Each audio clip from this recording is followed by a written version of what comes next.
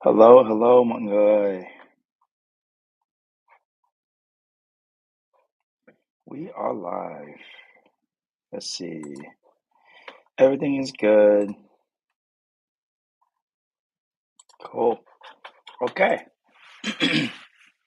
So today I stumbled upon this article released kind of last year. Where are people moving to in 2023?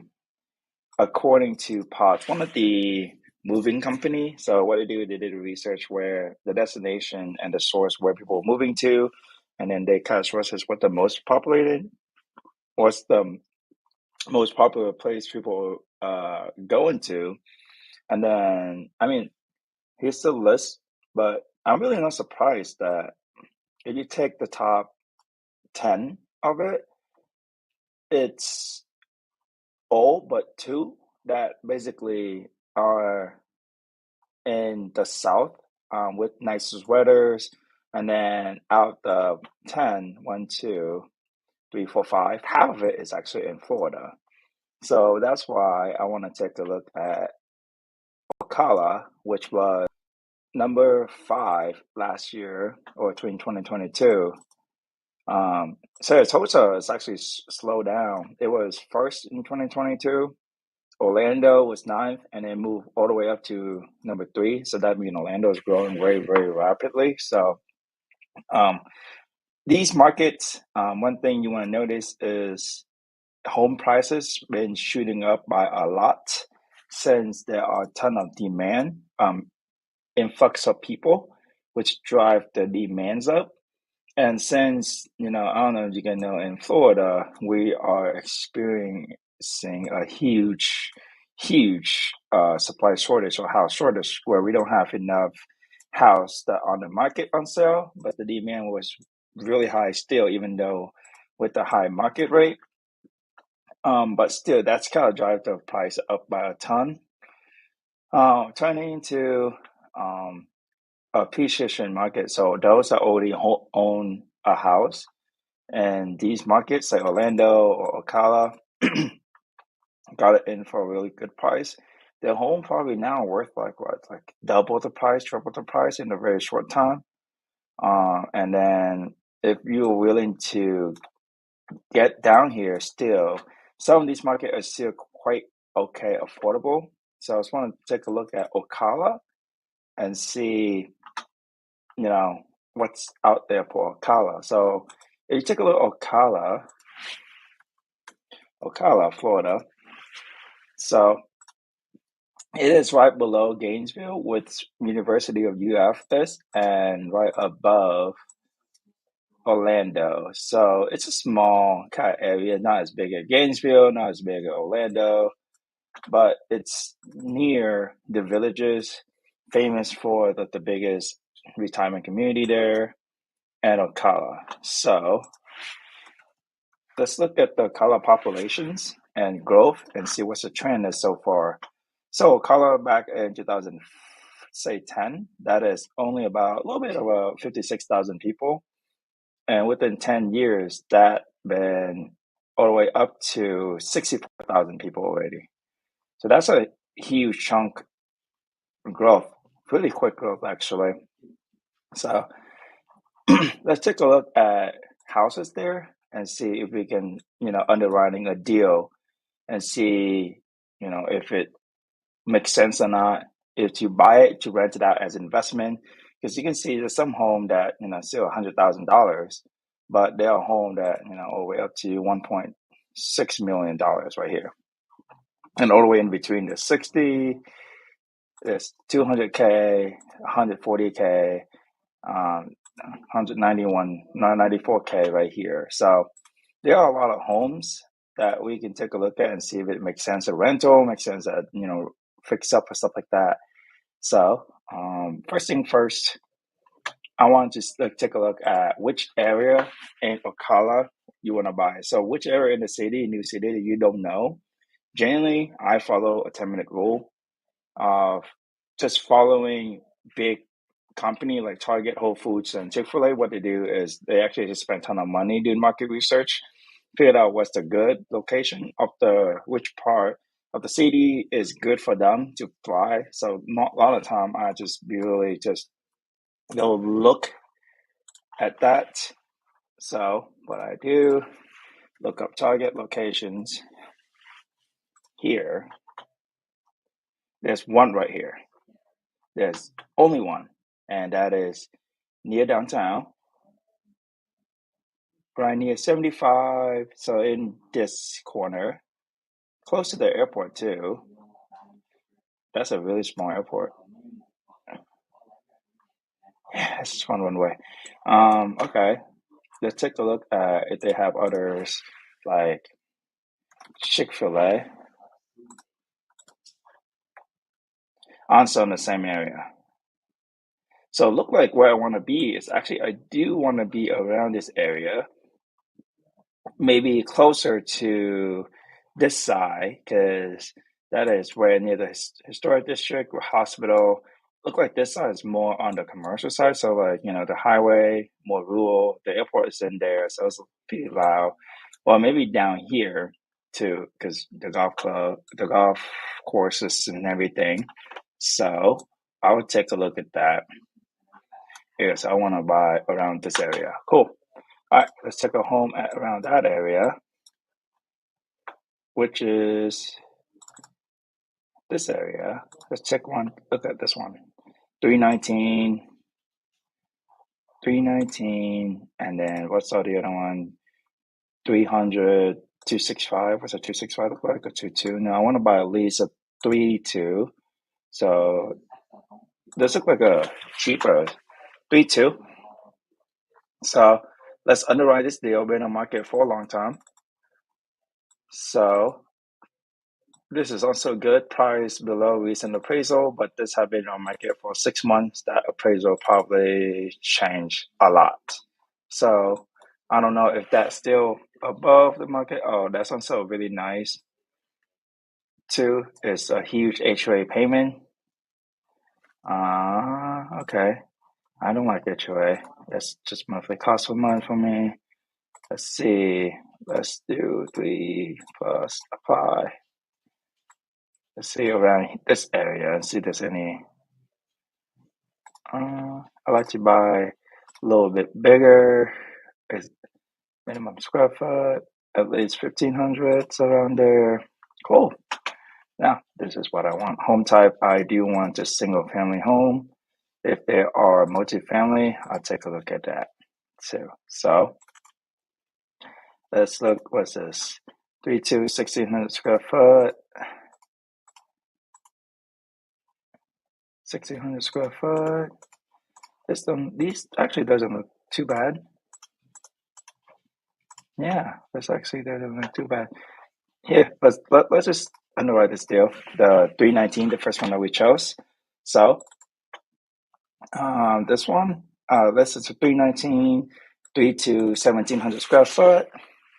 And let's take a look at the listing and see what's out there. Been on market for recently, so 16-day. One thing I do want to look for is if you buy it in Florida, first thing you always take a look at is the flood zone, if this thing is in the flood zone or not.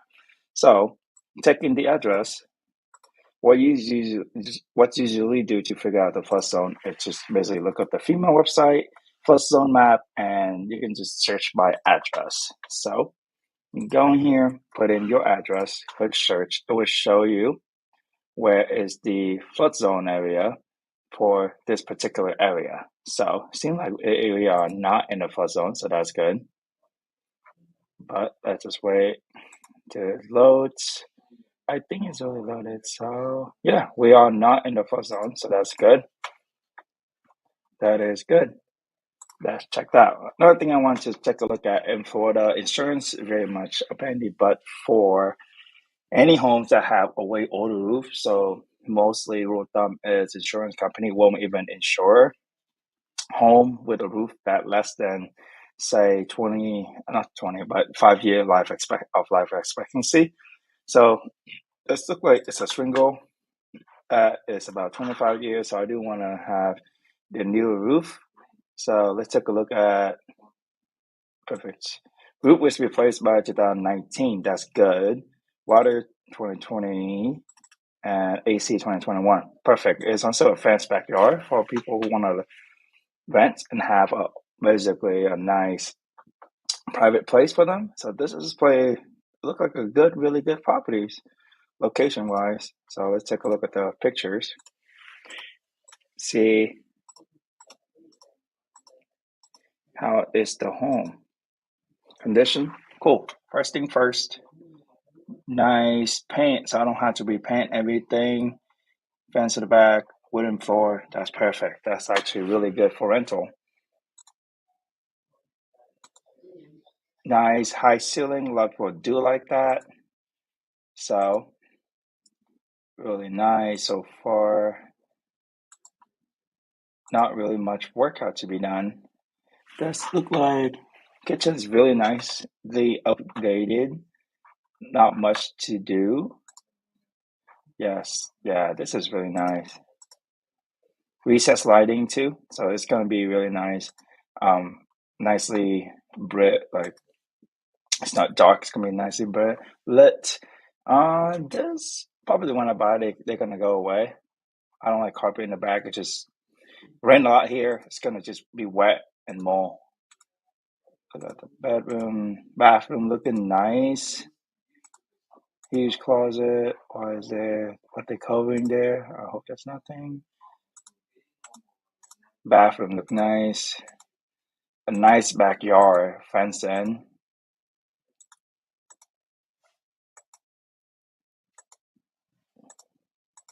Yeah, that look like a nice home. Cool. All right, now let's take a look at the street and see what's the street look like. So what I usually do is on way walk the street. How to do that? Just basically go on Google Map, enter in the actual address of the place, and take a look at the street view. So we are pretty close to the actual main street, but we are off in a little circle area that I think that's our house that go around the street. So what you was usually looking for is, signs of crime. So, boarded up windows, abandoned cars, unmaintained front yard. So it's like grass overgrown. Um, so it looked like this is a really nice and quiet neighborhood. Exactly what I want. Cool. All right. I think that's good. I don't think this home in a good shape, no need to but work. It's literally a turnkey, great locations, close by to all the amenity, like right here. So let's run a number and see if this is a deal or not.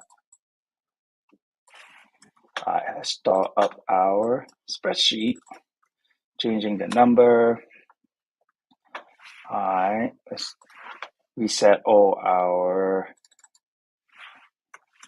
number for this one. Don't have to reprint anything.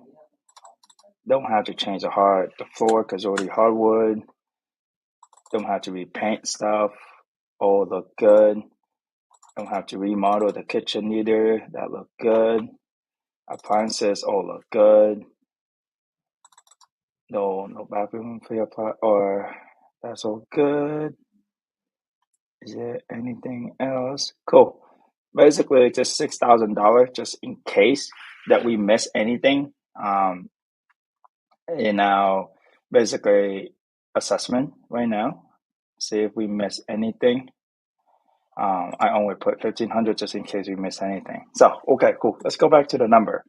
So the house is listed at 319. So let's just go with the listing price, the asking price, 319. And we will basically taking a loans, do 20% down. So 20% down with that. Cool. And let's take a look at the property tax and month insurance. So let's go down here with the monthly assessment costs. Property tax is $215. Property insurance is $112, and then it's also actually $131. So 215, 215. Property tax, insurance $112. I will basically adding 20% to that because mainly property insurance for landlord is more expensive than, say, homeowner insurance. So that's also why. There's also HOA that is 131. 131. Cool.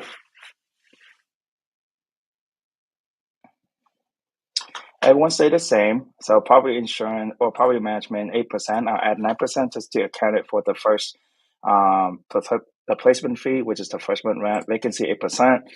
10% just for cash reserve that we can save money for anything. Cool. Now we can figure out how much the property can be rented for by looking up the actual market rent of the properties. What I usually use is a tool called on the website called affordablehousing.com with their rent market estimator. It tends to be pretty accurate. So let's take a look at it. You can go to affordablehousing.com, go to owner market rent estimator. You can enter in the actual address and how many bedroom there are. So this is a 3-bedroom. So that is a 3-bedroom. Let's see how much it can rent it out. $2,000. So 2,048 within a mile radius. So that's not bad. So let's go back and jot that number down. So a mile radius, 2,048. And I also want to take a look at what called Section 8, where the government will help you pay the rent for the tenants. It's called voucher holder. So how you usually figure that out is you basically just look up the HUD FMR or fair market rent and just Google HUD FMR, go to fair market rent and go down to access small area FMR. This is in Florida. What county is this? Go Control F County. And this is Marion County.